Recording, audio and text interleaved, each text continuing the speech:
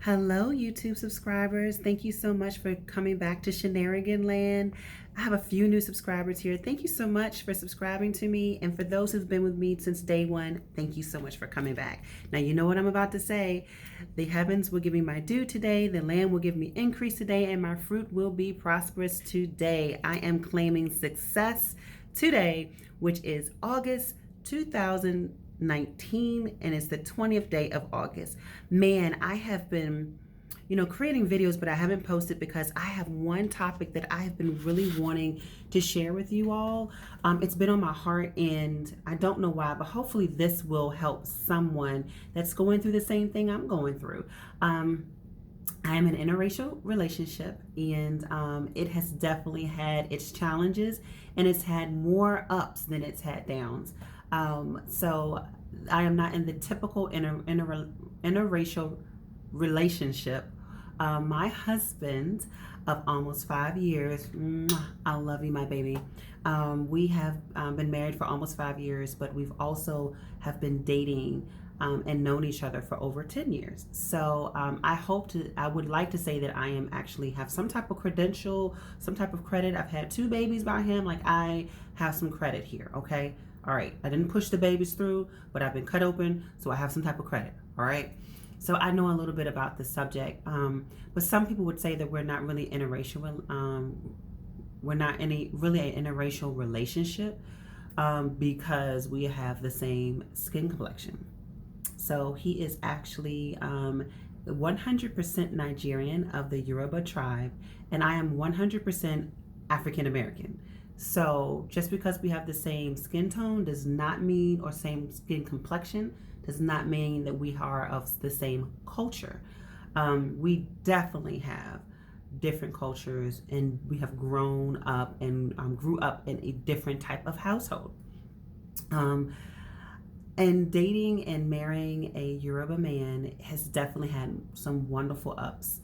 But I'm here to let you know 3 things of what you should think about before marrying a Yoruba man. So keep on, if you're interested, keep on watching. If you're in an interracial relationship, keep watching, because we go through some of the same challenges. Now, granted, we may not have a lot of people that will look at us differently if we're walking down the street, because our skin complexions are the same. However, we do face some of the same challenges. For example, number 1, parenting. Here in the United States, our parenting styles are definitely much different than the parenting styles of someone who is of Yoruba descent.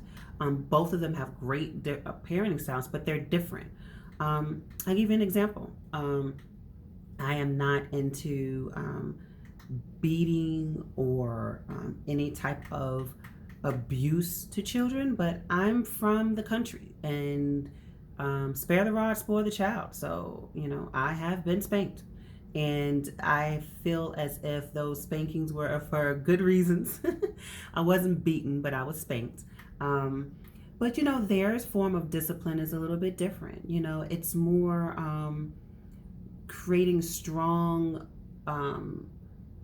human beings, creating stronger mindsets, as opposed to how I was raised. It was more about, hey, if you did something wrong, we're going to spank you, and I love my parents. They did very well. I love them both to death, but it's just different types of disciplines. Both we are both Christians, both Christian backgrounds, but their parenting style is a little bit different. So think about that and talk about it before you get married. And I embrace the Yoruba uplifting when it comes to training your child. And some of it is more of like respect, right? So even in the Yoruba language, the way you say thank you is different from those who are your own age or below, and then from an adult. You say thank you differently. You greet older or your elders differently. It's more respectful, very much more respectful, and I love it. I love it to pieces. When your parents come in, you go to them and you greet them. you don't wait till they come to you. That's disrespectful, you know. And a lot of that yes ma'am, no ma'am is not even in, it's becoming less and less nowadays. So I can honestly say my children are very much more respectful. I would also say that traditionally the traditional way of marriage is, for at least what I have experienced, is more prominent. So you will have, I don't mind cooking, you know, I don't mind serving my husband. Now, granted, you have some men where you're like, I'm not serving him because he's not doing what he's supposed to do. But that's not my husband. My husband does everything he's supposed to do. So typically I will serve my husband. I will fix his plate. I will fix dinner. You know, I want to make sure that he is well taken care of, because not only is it warranted, but also it's basically part of the Yoruba culture to serve your husband. I enjoy it. Now, if I had a man that didn't deserve it, I wouldn't be doing it, but he's definitely well deserved, and I love him to pieces. Another thing to think about is try to embrace their culture and their language. It's definitely a fun language to try to learn. It's a very difficult language to try to learn, but try to learn it and try to embrace their culture, and also he or she will try to embrace yours as well. So that's another thing you need to think about. So we talked about parenting. We talked about, the idea of being more traditional, of serving each other in different capacities. Let's also talk about something that's totally different. So actually your relationship. So Yoruba men, or at least my man, I will say that, he's definitely, his bark is much worse than his bite.